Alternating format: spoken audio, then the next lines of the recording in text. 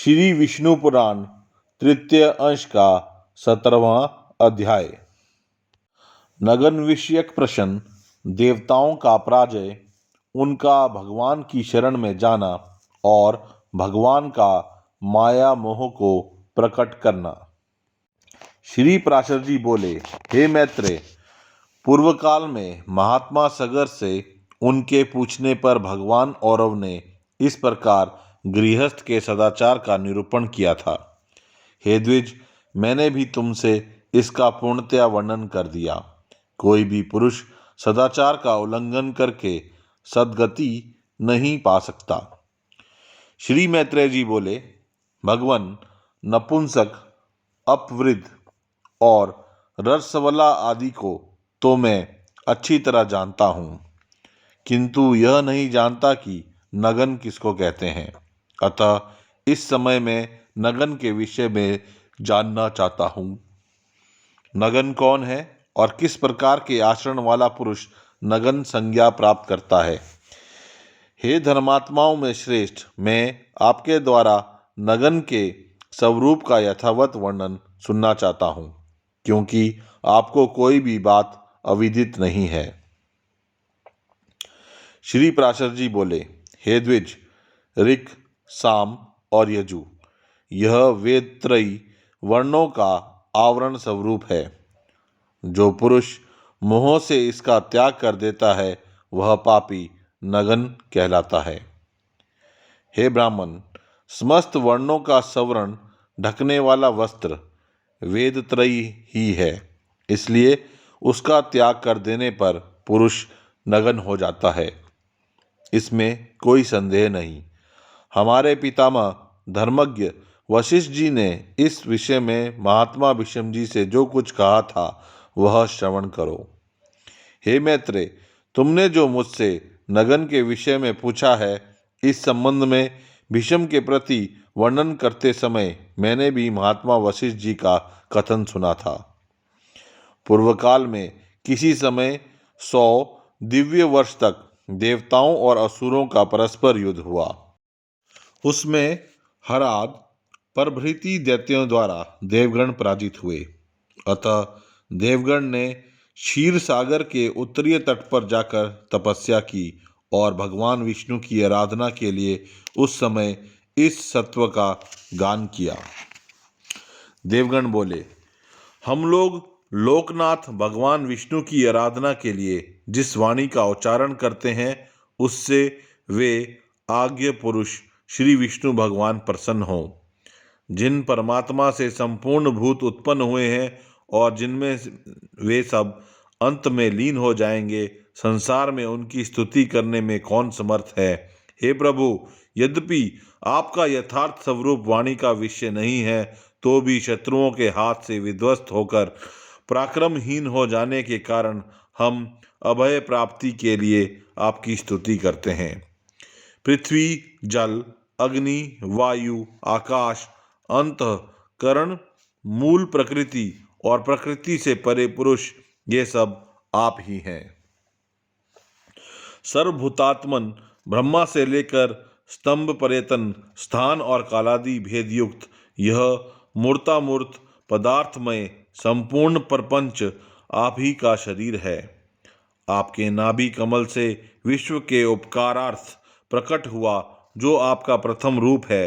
हे ईश्वर, उस ब्रह्म स्वरूप को नमस्कार है। इंद्र, सूर्य, रुद्र, वसु, अश्विनी कुमार, मरुदगण और सोम आदि भेद युक्त हम लोग भी आप ही का एक रूप हैं। अतः आपके उस देवरूप को नमस्कार है। हे गोविंद, जो दंभमयी, अज्ञानमयी तथा तितिक्षा और दंभ से शून्य है, आपकी उस दैत्य मूर्ति को नमस्कार है।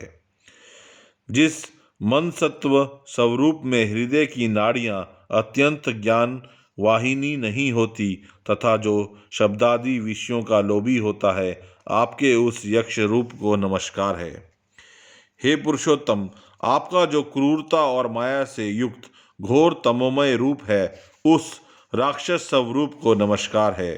हे जनार्दन, जो स्वर्ग में रहने वाले धार्मिक जनों के यज्ञादि धर्मों के फल सुखादि की प्राप्ति कराने वाले आपका धर्म नामक रूप है, उसे नमस्कार है। जो जल, अग्नि आदि गमनीय स्थानों में जाकर भी सर्वदा निर्लिप्त और प्रसन्नतामय रहता है, वह सिद्ध नामक रूप आप ही का है। ऐसे सिद्ध स्वरूप आपको नमस्कार है। हे हरे, जो अक्षमा का आश्रय, अत्यंत क्रूर और कामोपभोग में समर्थ आपका द्विजिही दो जीव वाला रूप है, उस नाग स्वरूप आपको नमस्कार है। हे विष्णु, जो ज्ञानमय, शांत, दोष रहित और कलमशहीन है, उस आपके मुनिमय स्वरूप को नमस्कार है। जो कल्पांत में अनिवार्य रूप से समस्त भूतों का भक्षण कर जाता है, हे पुंडरीकाक्ष, आपके उस काल स्वरूप को नमस्कार है। जो प्रलय काल में देवता आदि समस्त प्राणियों को सामान्य भाव से भक्षण करके नृत्य करता है, आपके उस रुद्र स्वरूप को नमस्कार है।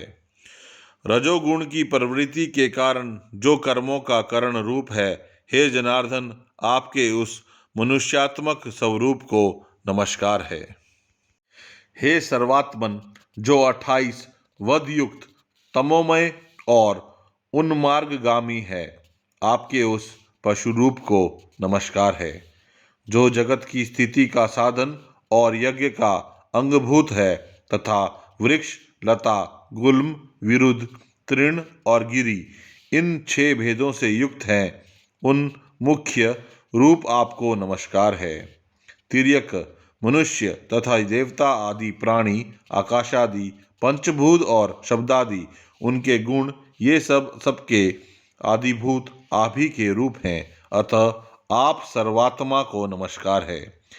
हे परमात्मन, प्रधान और महत्वदादि रूप इस संपूर्ण जगत से जो परे हैं, सबका आदि कारण है तथा जिसके समान कोई अन्य रूप नहीं है, आपके उस प्रकृति आदि कारणों के भी कारण रूप को नमस्कार है।